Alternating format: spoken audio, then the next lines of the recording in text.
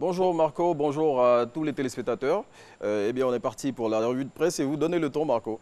Tout à fait. Le quotidien d'Abidjan donne des nouvelles des derniers développements du procès à la CPI de M. Laurent Gbagbo et de M. Charles Blé Goudé. Après l'échec de Bensouda, le régime d'Abidjan en pleure devant la CPI. C'est ce que titre ce matin le journal Bleu qui ajoute pourquoi le retour de Gbagbo fait tant peur à Ouattara. Et c'est là en illustration sur notre écran. Alors, Daniel Boni-Clavry interpelle les autorités ivoiriennes.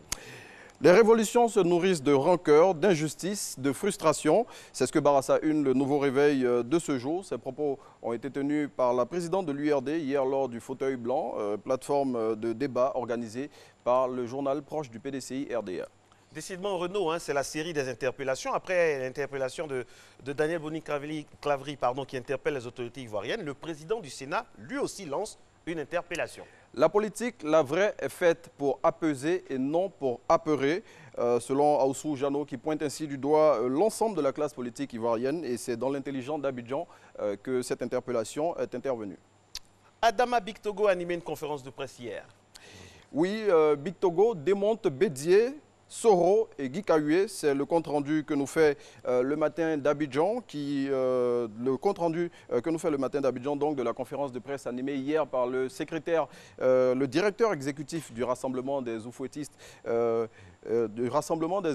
pour la paix. Et Soro a été un bon rebelle, pas un bon Premier ministre. Monsieur Bédié, le troisième pont est-il biodégradable ou encore financement du meeting du PDCI par les cadres du RHDP?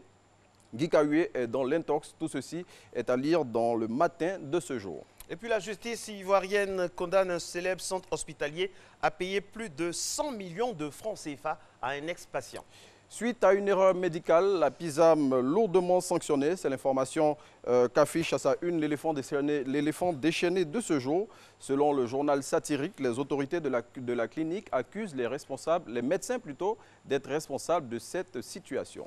Et puis tout à l'heure, nous évoquions la conférence de presse de M. Adama Bictogo. Eh bien, le camp Soro répond justement à Bictogo.